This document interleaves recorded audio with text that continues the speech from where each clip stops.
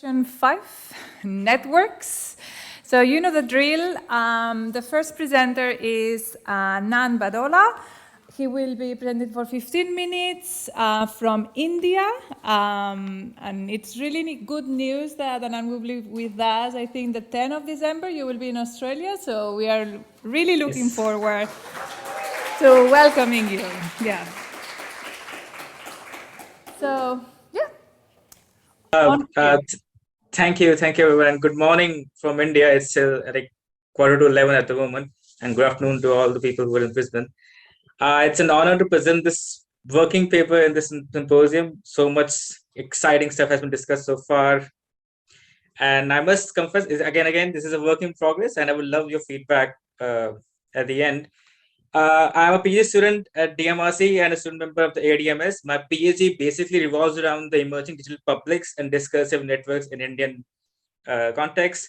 This paper, the inspiration for this paper came from the sheer perseverance of the farmers community in India and the protests that emerged after Indian government passed certain contentious laws in the agriculture sector. The initial question that came to my mind was, how can a protesting community... Oh, let me share my screen. I forgot. Let me share my screen. Sorry.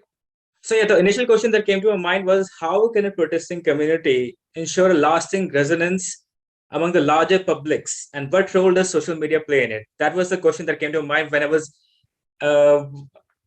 witnessing the protests that are happening, because it has been going for over a year now. So the question that came to mind was, how does the protest community consider collective identity using Facebook? And why Facebook, despite the recent revelations around the Facebook papers and the sheer neglect of non-Western world by the company, but there still does seem to be a perception around Facebook that it helps build community around the world. And I'll come back to the point by the end of the slides, because I managed to get in contact with some of the people who are handling the Facebook page of this protesting community. The official Facebook page of the Kisan farmers protest is called Kisan Ekta Morcha, basically unity of Farmers Union Front, which is around 500,000 followers in Facebook. It is recognized a very public page, and I manually collected around 400 images, as CrowdTangle couldn't allow it. I manually collected around 400 images along with captions and comments from around 14 December to April. 20th April, yeah. And the idea behind was that to look at it from an interpretive school of thought to see what kind of images, what kind of posts are the protesting community posting on Facebook. The thing was that I wanted to look within the school of framing analysis, working on David Snow's work of frame analysis and looking at frames of protests. Just to give a quick background of the farmers' protests in India, the Indian government last year passed 3 laws aiming to reform agriculture sector in India. Overall, the laws aim to reduce the role of the state in regulation and procurement of farmers' produce in an effort to liberalize the agriculture sector. But the details in the bills are lacking, and that's why the farmers' community are apprehensive about the government's intentions. Hence, the farmers started a nationwide protest in November last year. Over the course of the year, the protests have seen its ups and downs in terms of contribution and collaboration throughout the country. There have been state oppression, media vilification, bordering down on calling them terrorists or separatists to begin with. The farmer protests also gained international fame when pop stars like Rihanna and environmental activist Greta Thunberg tweeted in support of the farmers' protest. However, the Indian government saw this as an international conspiracy to defame the Indian government. A Google document was shared by protesters in an effort to organize and galvanize international support via social media. That document was labeled as a toolkit, and infamously, an environmentalist activist in India, Disha Ravi, was arrested because she was editing that Google document that was shared. However, she later got bail from the jail. The state repression has also come in the form of labeling the farmers, as I said earlier, as terrorists and as separatist forces. The insecurity of the state is sharpened with the help of pliant media, which went down on a limb to label protesting farmers as either ill-informed of their own jobs or being misled. And these are some of the images that have been shown, that have come through the farming protesters and state oppression that has happened. Now, the scholarship around protest literature focuses around the as working on Goffman and David Snow's work around the protest frames. And basically, their main frames, they fall around diagnostic, prognostic, motivation, injustice, agency. A diagnostic frame would mean is that when a protesting community is trying to convey the grievance using images, that this thing is to blame for my grievance, or this policy or this action by the state, etc. Prognostic frames will convey the what needs to happen. How can you at least relieve our issues, or help on issues? In frames of injustice will focus on state oppression, repression, like use of force or water cannons, etc. And these are some of the protest frames that Davis and other people have talked about.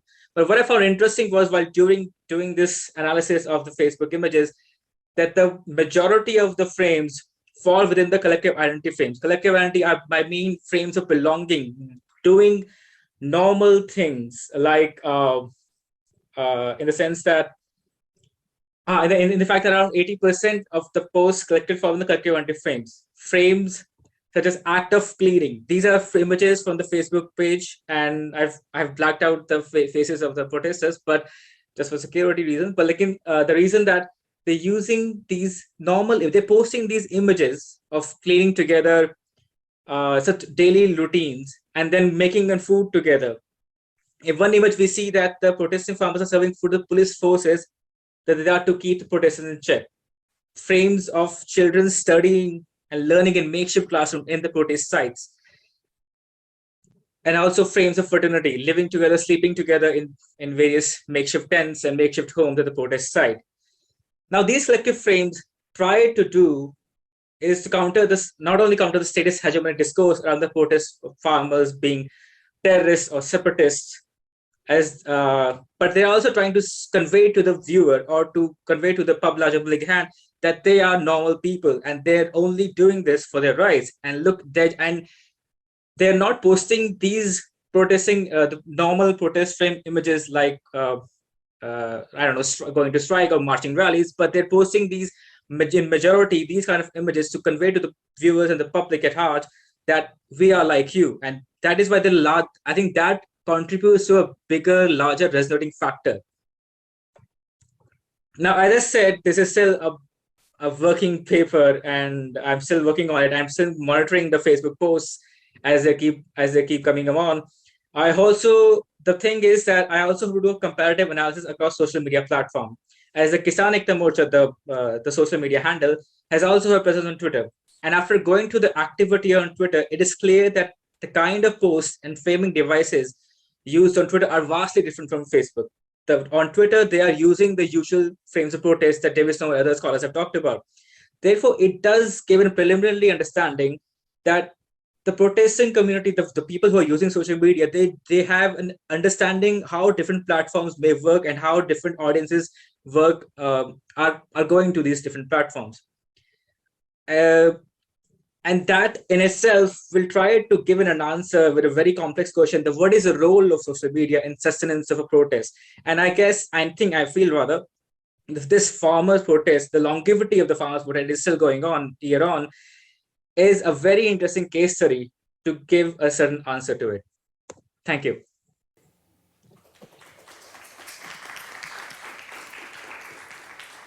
Thank you, Anand. So the next speakers are Ehsan, Dehghan and Sofya Glazunova, and they will talk about fake news discourses and exploration of Russian and Persian news. So hello again.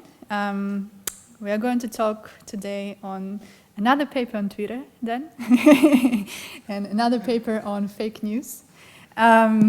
I saw a tweet, and I think actually Ehsan also answered to that there have been a lot of studies on fake news, but majority of them didn't connect it to any theory. So we talk about fake news, but through not too many lenses, let's say, and our approach today is unique in the way that first we look on fake news through a discourse theory, and second we look at the non-Western context, such as Russia and Iran. And yeah, in a way, kind of alternative way, or like how simple users talk about fake news rather than someone spreads it or amplifies it.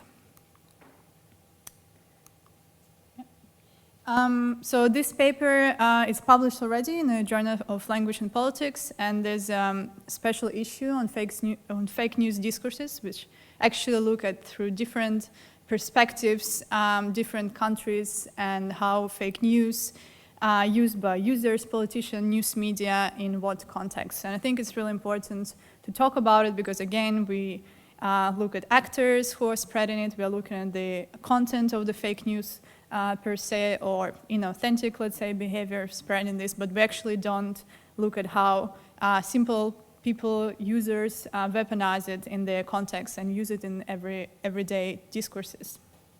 Our research question, therefore, is we're looking at how users in non-democratic contexts as Russia and Iran use the discourse of fake news in their speeches.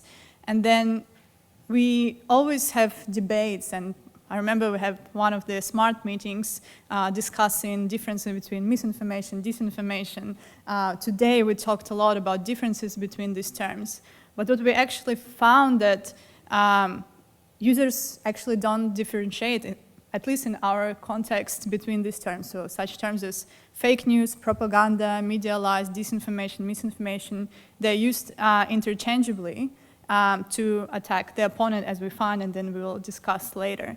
So what we did was we collected data based on these terms and like broad perception of fake news discourse, what we called. So we included all these terms that I mentioned and collected data from Twitter for a month, both in Persian and Russian. And in Russian, it was around 100,000 tweets. In Persian, about 10,000 tweets. And in Persian is because, as I understood, Twitter is banned officially in Iran.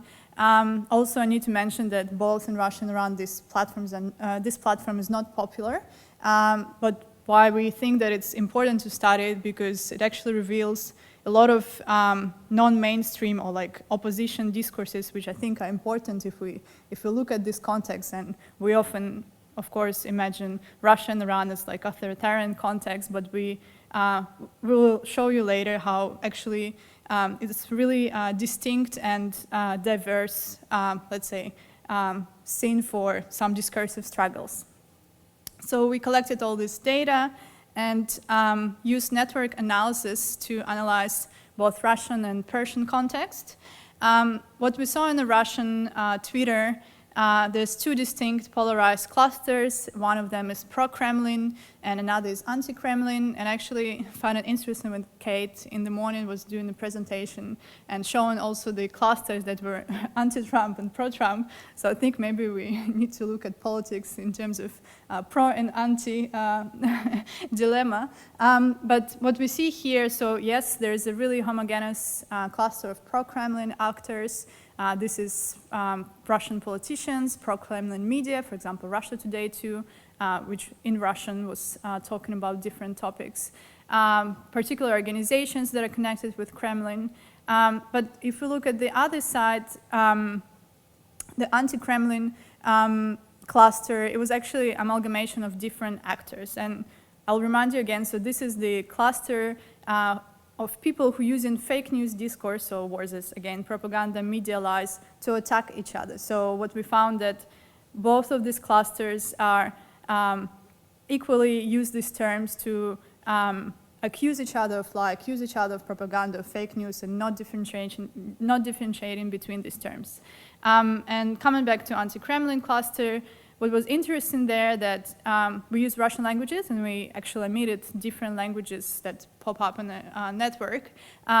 So there's a distinct cluster of the Russian opposition who usually non-systemic, so it's operating outside of parliaments or governments, so it's people who are activists or people struggling for power but cannot be elected.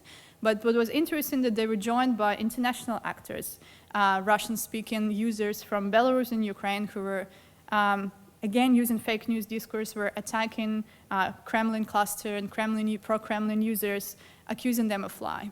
And in the period that we collected this data, there were two distinct topics that they were debating on or discussing or struggling. This was poisoning of opposition activist Alexei Navalny and his evacuation to Germany. And also at that time happened the Belarus elections and the protests, following protests, coping with the authoritarianism of Alexander Lukashenko. So on these topics, again, these two clusters were accusing each other. Kremlin was accusing Russian opposition of speculating on Navalny's poisoning, let's say. Navalny's camp was attacking Kremlin in poisoning, and we saw how they were employing these terms frequently and interchangeably. So I'm now handing over to Ehsan, who will talk about Persian networks. Thank you, Sofya. So the patterns that we observed in general were quite similar, although these clusters talked, of course, about different topics, and depending on the contextual and geographical settings, they talked about very different things. But the overall patterns in the network were quite similar in the Persian Twitter sphere and the Russian Twitter sphere. Again, we saw a strong polarization in the Persian case study as well. And as Sofya mentioned, Twitter is blocked in Iran, but so is about 70% of the whole internet. So people have learned quite well how to use proxies and VPNs and everything to bypass these restrictions. So the Persian Twitter sphere is both citizens of Iran and the diaspora, the Iranian diaspora. But generally, the clusters that we saw are, well, I'm going to start with the pro-regime cluster, which is quite homogeneous again. It's a group of users who are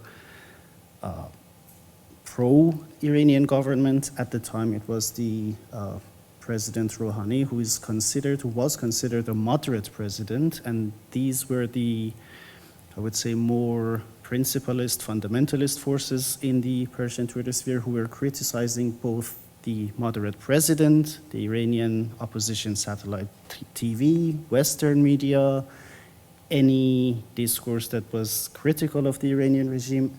And the consistent strategy was, of course, to call them fake news, using different terms, that these are lies by Western media, this is Western propaganda, this is fake news, this is misinformation. So they were quite homogeneous. There was a very consistent voice among them. But when we look at the opposition, it's not as homogeneous.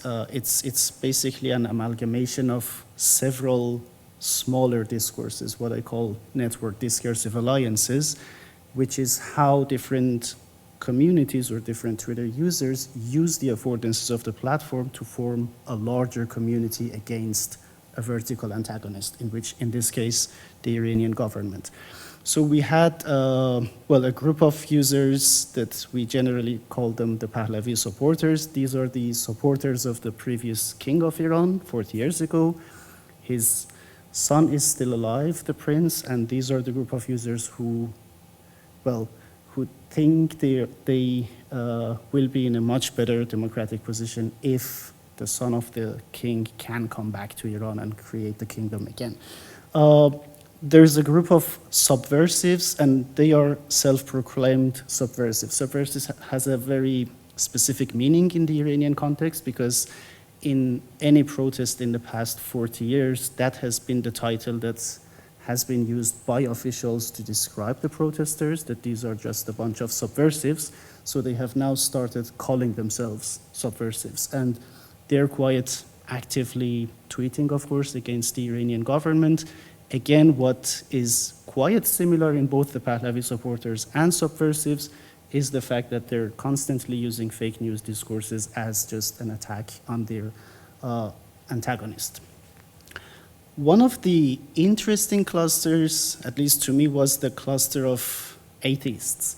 So, as you know, Iran is an Islamic country, a Shia Islamic country, and Islamic rules are enforced in the country. So there is, of course, a group of Twitter users who are against the specific religious enforcement of laws. They're not necessarily against the government or anything, but they just want the separation of religion from politics.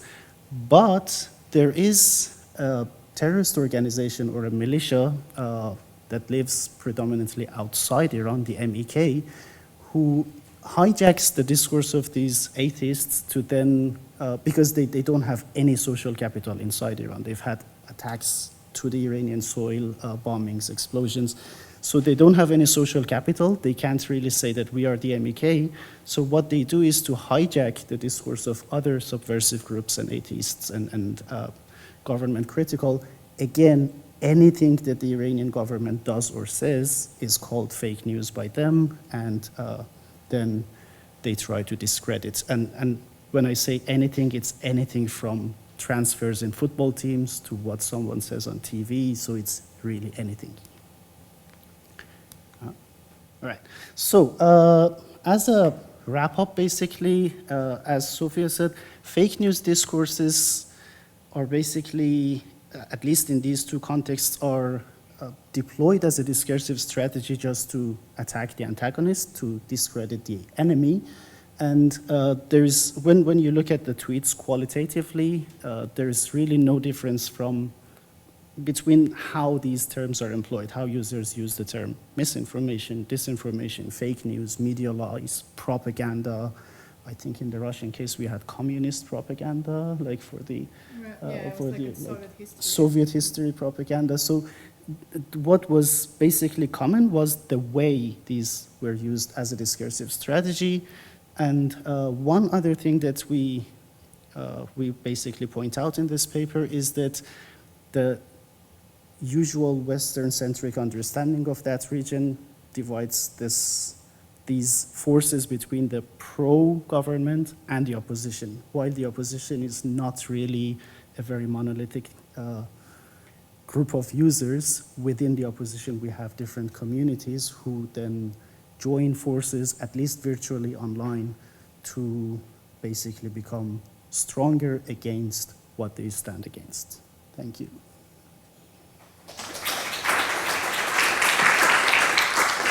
I forgot to say this last slide, actually, sorry. We have expanded from 1 month to 1 year of tweets, so we'll start the analysis soon. If anyone's interested, we would be more than happy to have a bigger team, because now we have a lot more tweets. Thank you. Thanks a lot, Ehsan and Sophie. So our last speakers are Axel, Dan, and it's a collaboration paper, I think, with Eddie, Stephen, and Jane. All right, thank you very much. We're oddly ahead of time with this one. I'm sure Dan and I can do something about that. We will not.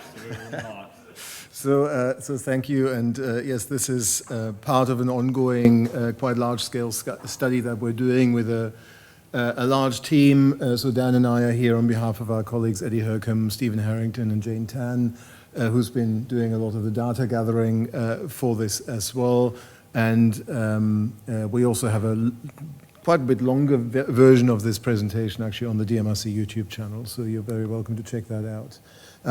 What we're interested in, and what Dan kind of has talked a little bit about already in his earlier talk on methods, is obviously to study this whole question of fake news, of problematic disinformation, malinformation, at larger scale and in a more general sense, rather than looking at specific cases and instances. And really to try and identify different types of problematic information as well. Again, we're throwing around these terms, mis and disinformation and so on, but can we actually emerge from the data on how this kind of content is being shared, also some different types and some different patterns. So that's really partly our aim here. Here we're focusing on Facebook, but as Dan's also said earlier, we are also looking at Twitter, and hopefully we can incorporate some other platforms as well.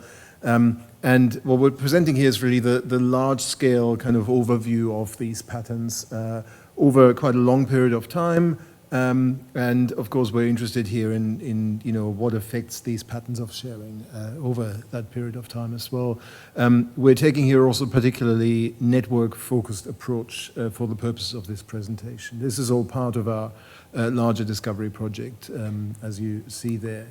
And again, Dan said a little bit about this earlier already. Essentially, this starts from a master list of suspected fake news sites, suspected sources of problematic information, that I started compiling from a number of other lists that have been published alongside major papers over the last few years that have been looking at these issues.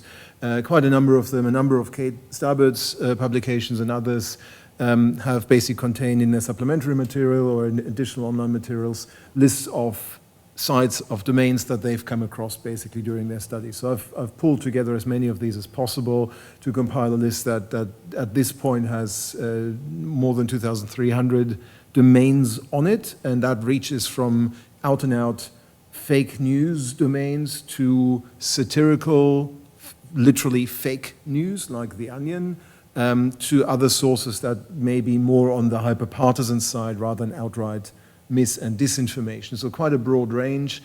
What we've then done via CrowdTangle is to gather all the posts on Facebook from public pages, public groups, public verified profiles that contained links to any of these domains.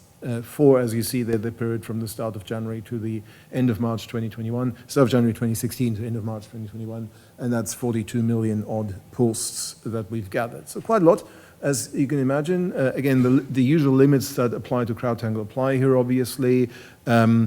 CrowdTangle's coverage is not complete, and that's important to note as well. And of course, the sources that we've drawn on, the source lists that we've drawn on, have been quite US or Anglo-centric. So at this point, this is quite significantly about English language problematic information. We're also working now with lists, for instance, of problematic information that emerges from Russian-aligned, Kremlin-aligned sources, and we'll continue to try and extend that list of domains that we're starting out with, obviously, as we go. And that is the overall, so it's slightly obscured here, but this is the overall view, essentially, of the patterns of activity over this time. Thanks, Dan. And you see there some of the obvious spikes. Again, this also points out how much this is linked to Anglo politics and US politics particularly, so spikes around elections and inaugurations, around impeachments, of which there have been 2 during this time, and of course the Capitol riots as well. And of course the pandemic is also a major feature in all of this, as you would expect it to be. So what we're presenting here then is essentially a network analysis in the first place of that data set. In fact, we're looking at 2 types of networks here. One is a bipartite network between these Facebook spaces and the domains that they're sharing. At this point, we're looking only at the domain level. So page A shared domain Z, and that's a bipartite network between the page or the space and the domain. And we're interested there in the kinds of cluster structures that emerge.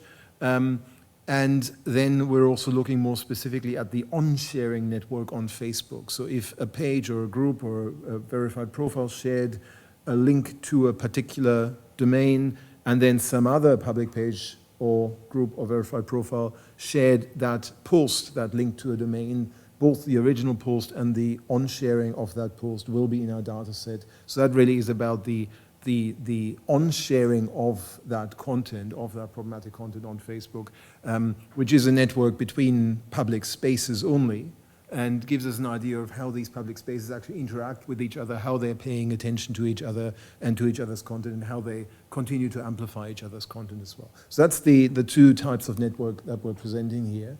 And we'll start with the link sharing network, and Dan? Thank you, Axel. So I might step to lectern. So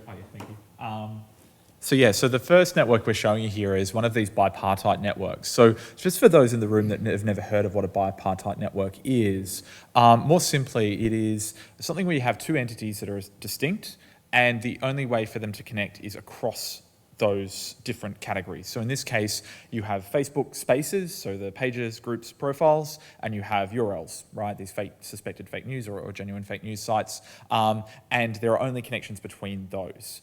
So that's what we have in front of us, is the first kind of network showing of all of the data at this 30,000-foot view.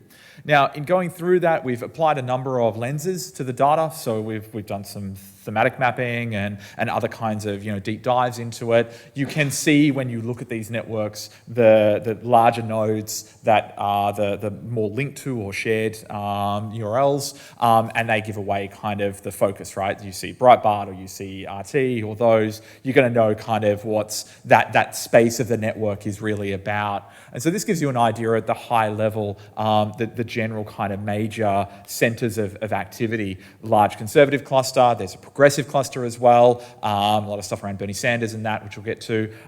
There are other countries represented. A lot of that is in other language as well, so you end up with clustering that kind of leverages multi-language, multilingual content, and conspiracies. And the really interesting one in this last couple of weeks, particularly with some of the chat on Twitter around the kind of confluence of lots of different kinds of conspiratorial beliefs, the kind of links between the kind of wellness community, alt health community, neo-Nazism, and these. We've been seeing this in this network, since we first created it. So none of that's kind of new to us, right? In a sense, I don't want to say we got there first, but no, we've known this for some time. So mapping out the domains, this is what you see. So as I said, some fairly recognizable domains there for many of us who study this kind of information disorder space: Epoch Times, Breitbart, Sputnik News, Blasting News, like these kinds of very commonly shared, very problematic, fake news sites. As we drill into detail, we start to get out, I think, some of the real interesting granular detail, though. And this is where Eddie's been doing a lot of really awesome work. He's kind of going deep into the weeds, right, and working out what's going on in these specific communities. So here within the kind of major US conservative cluster, a lot of First Amendment gun kind of rights, activities, Tea Party, end times kind of, like real doomsday predictors, Christianity, alt finance, the whole crypto bros and all of that stuff is in there as well. And you can see there, Breitbart's pretty central into that cluster, Gateway Pundit, these. For language clusters, as I was saying, you're finding, key kind of centers of interest, a lot of Modi activity in India, Brazilian activity and that. So, a lot of these are also, fairly predictable, but interesting that they appear here and that there are links through some of the more visible, like RT and Sputnik News, into the other dominant parts of the network as well. The conspiracy theorists are really interesting. So this is what I was alluding to. You get the kind of alternate food, then connecting into alt medicine, a lot of the anti-vax, that kind of old trope of the autism connection. UK left are kind of present there as well, anarchists and such, UFO conspiracy theorists, and up the top there, some of the satirical materials as well. So flipping across then to the on-sharing network. So as Axel was saying, this is moving away from the URL as a kind of central organizing property of the network, more to try and understand how different Facebook entities are on-sharing content from other Facebook entities where there is a link to one of these kinds of known sites that we're tracking. And we see a slightly different network here. And in fact, there's a lot more granular and like micro detail in this on-sharing network. And I'd hazard to say, and pull me up here, Axel, if you disagree, but a lot of the linking here you could assume to be affinity related. There are interesting discussions around the ideas of like hate linking, so where you get kind of antagonistic linking practices where someone's sharing something, saying, oh, look at this rubbish, or look at these loonies over here doing that, that kind of hate linking where they're paying out on, so same with citations, I guess, in academic sense. Generally, we assume citations are good, but how do you negatively cite? This on-sharing network, I think, has majority, you could understand this as an affinity between those in some kind of supportive sense. But yeah, still some really interesting clusters. Bernie Kratz at the top right, climate change denialism, alt health really centrally located, and a lot of this kind of, clustering around specific countries. Interestingly, here you colorize by the country of origin for the material, and you see this actually kind of, just by modularity class colorization here. Oh yeah, so that's modularity first. Sorry, we also do it by country. So yeah, this is modularity class to just kind of group these out.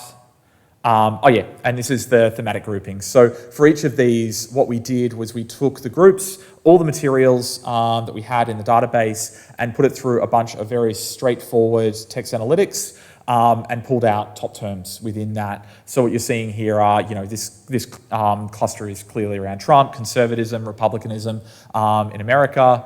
Other clusters of interest, the Bernie stands at the top right here, progressive Democrats, the health, chemtrails, wellness, healing, this kind of, collision of all of this kind of alt health wellness into one space.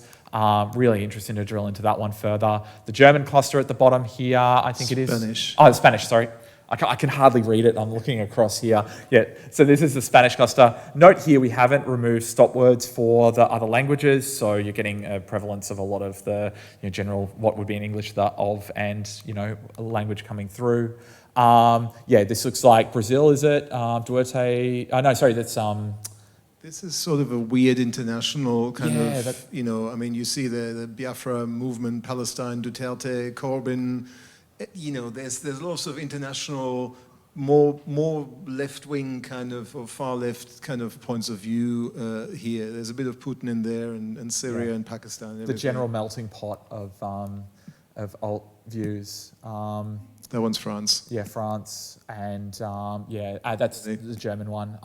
You see some pretty far-right actors within that one, well-known characters, and more other language. Italian, and this one right in the middle of it though, around animals and pets. Interesting, what you find in these spaces. Bolsonaro, so Brazil, there down the bottom, and Modi, there's the Indian cluster. So once again, you can kind of go in and find who are the biggest actors in this. And remember, this is only now Facebook entities, right? We're not talking about URLs anymore. So you see who are the biggest ones, your Ben Shapiro's and others, big pages, really big groups as well that are sharing this content. Here, massive satire group, Daily Show right there in the middle of that. So, genuine satirical, but still connected in some way, interestingly, to other sites. The conspiracy theories. So this is real pay dirt, this one, I think, and one that will probably keep us busy for a while, trying to dig through the weeds here, the kind of Gaia movement there. And an odd kind of interweaving with German content here as well. So you've got RT German in there, mixed or fairly close to Herb's Health and Happiness and various other things. So a very strange kind of interconnection. And then it goes into geoengineering and climate change controversies. Yeah, chemtrails and all that as well. So going to some more of the RT. It's interesting because RT has so many different sites, right? It's not just its own, the one. There is RT kind of represented multiple times within the data set for all the kind of smaller subgroups as well. More kind of conspiracy theory there. There's the RT specific cluster. So you see RT News, RT Russia, and other ones around. And Sputnik, yep. RT France there in the middle, French. And Spanish, more RT. Right. Sorry, Sofya, I'm not. There's just so much good RT work there. Limitations and outlook. Do you want to take back, Axel, or I can just say a few things again. The limitations, of course, that we've inherited from CrowdTangle are that we're only dealing with public spaces. We have no data on what happens in non-public spaces on Facebook, but we're probably kind of seeing the tip of the iceberg, basically, of a lot of other activity that's going on in less visible spaces here. And of course, so far we've only done domain level analysis, so we can also go further on down into the actual articles themselves, see what's being shared there, and what the kind of the key themes are, I guess, in those articles as well. And so that's one of the things that we obviously want to be doing. The other thing that we're doing at the moment, we're gathering data at the moment on this, is basically to take now these most active spaces that we've identified through this exercise, but then also gather data from CrowdTangle on what else they're posting on. So beyond sharing these particular domains and this particular information, what else are they posting on? What do they talk about when they're not sharing links? What other links are they sharing? Are they maybe also sharing more general news links alongside these problematic links? And so that's another gathering process that's currently underway for the sort of top 1,000 pages and groups, basically, that we've identified. Snowballing. I mean, the snowballing strategy, I think, is really interesting here. It goes back to what I was talking about in my previous talk on comp methods. The idea of starting kind of with a set of domains that we know of key interest and will kind of identify really interesting clusters of activity within this broader kind of, platform level network. But then using that as a way to then leverage what other information is there. And I think it will help us answer the question of, all right, someone's sharing a link to, Breitbart or whatever, in what context are they sharing that? Right? So how many links are they sharing to Breitbart? What else are they sharing? Will help us address that kind of more qualitative question of, are they doing this ironically? Are they doing this because they genuinely kind of believe in that material? Gathering that broader sample at that point helps us do that and answer that question. And really, I mean, are they sharing Breitbart alongside a lot of other really highly hyperpartisan content? So are they clearly a hyperpartisan news sharer? Or do they see Breitbart as a legitimate news source that they're sharing alongside the New York Times and the Washington Post? Exactly. So that's sort of some of the questions that we can only answer with that larger data set. And so, there's a lot of further larger scale, more longitudinal analysis, obviously. And again, we're also gathering this kind of data for other platforms, particularly Twitter at this point. And the comparison there, I think that's kind of come up through a number of the talks that we've seen today as well, will be particularly interesting as well. Yeah, thank you. I think that's it. Thanks. Thanks, Axel and Dan. So, question time. I don't know if we have any question on the chat. No? Questions in the room? Okay, cool.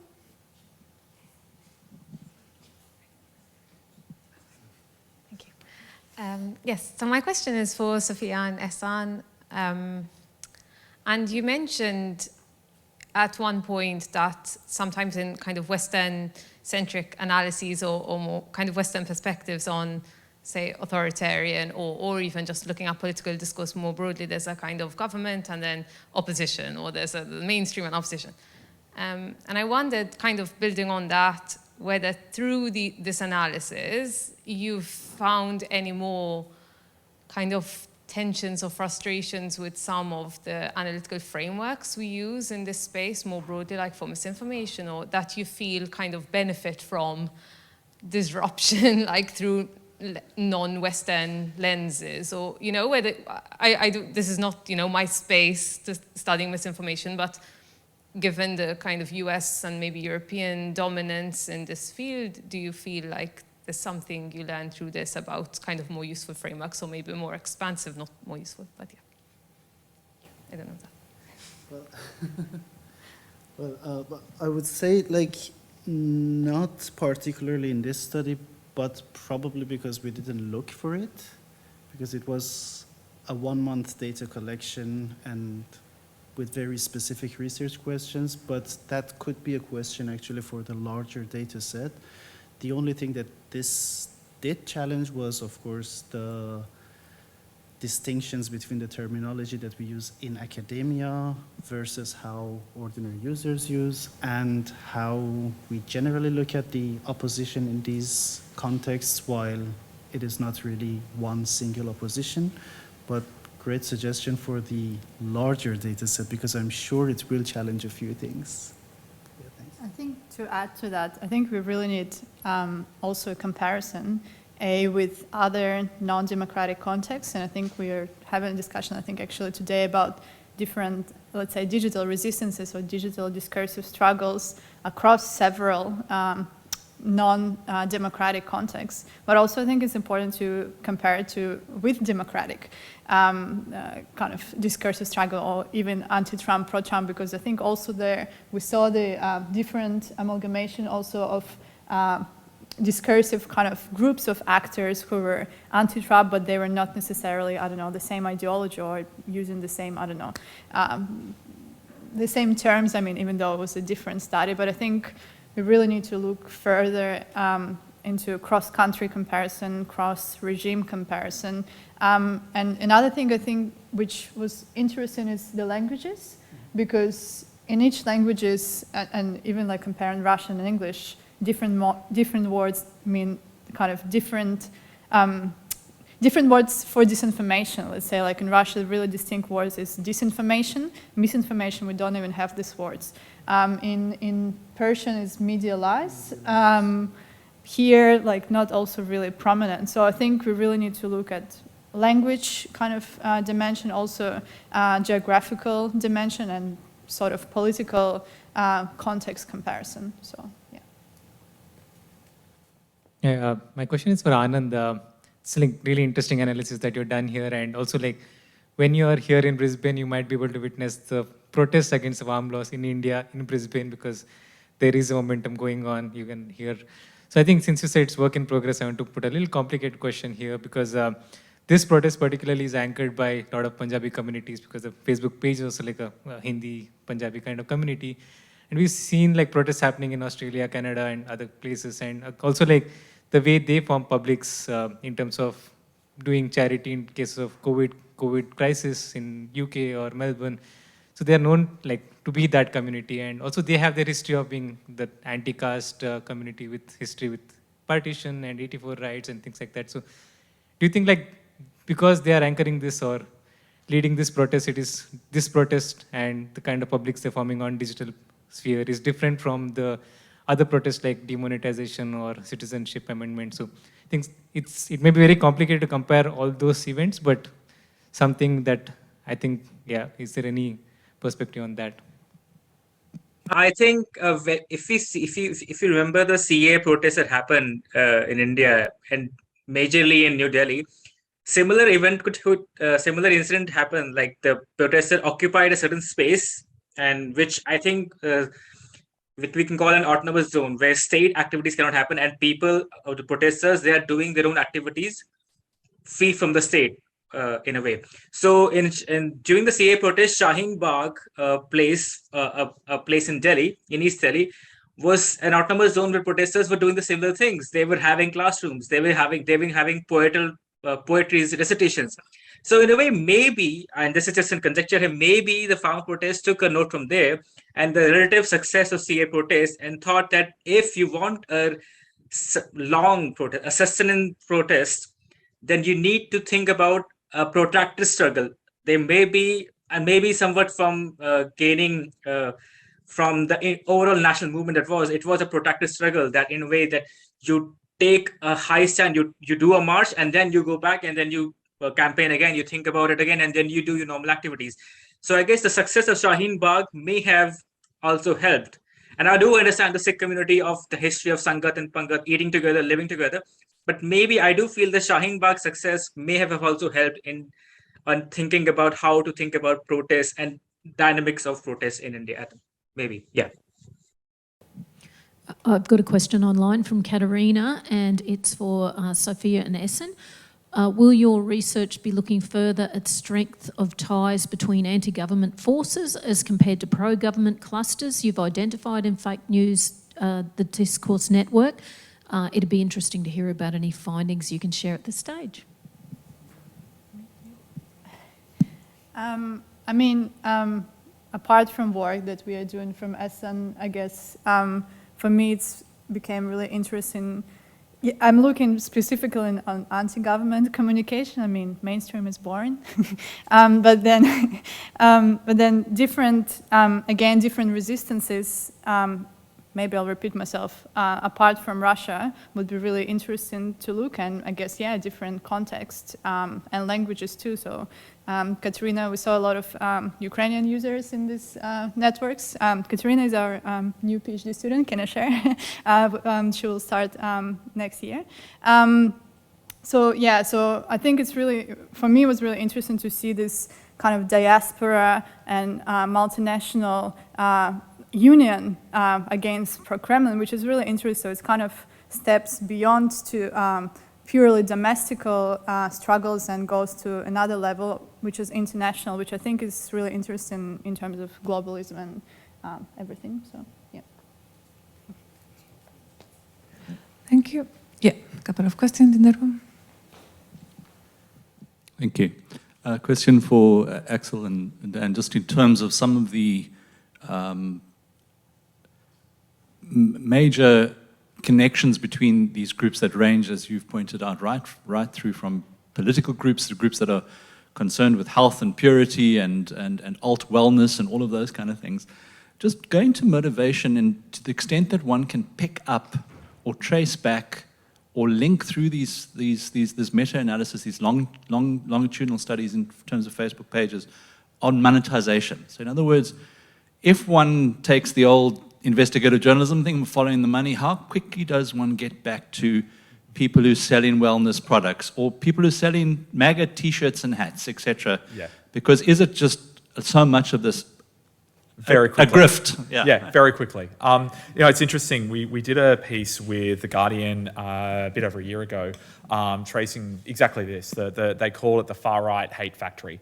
And there was a case of a grifter, essentially, who had managed to worm their way in as an admin into a number of Facebook pages, aligning with the dominant political view of those pages, which was fairly far right, fueled with hate speech, and started publishing a lot of content that was linking to a singular, Google ad ID on pages that they controlled, and were making a hell of a lot of money. Now they were spread geographically, so there were essentially copycats, but set up in very different jurisdictions, right? So there's one in Canada, there's one in Australia, there's one in the States, essentially they were kind of far right content farms that they were using to link back to sites they controlled and were generating ad revenue from those sites. So yes, you do find this. We haven't done it yet for this, but it is possible. There's a tool we've been discussing actually just this week that does this at scale really, really well. And there are plans in place to perhaps use that to start to map that underneath that subsurface network, right, of these sites where the money kind of goes. And some of that will be made, I guess, a bit more possible in this second phase analysis that Axel and I were just talking about. So for the sites we have, the couple of thousand, it's one thing to kind of track and see how they're monetizing.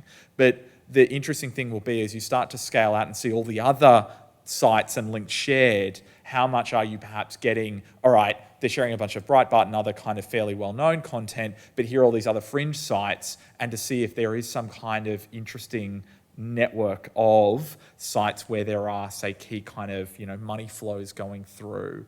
Now that's just ad revenue, but I take your point. There's possibly merchandising and other forms of grift that happen off the top. A classic one that I know Eddie's looking at. You look in Australia of people like Avi Yemeni and others who put up every week almost like a kind of fund my legal defense fund, which is just his form of just grifting money out of people that support his particular cause.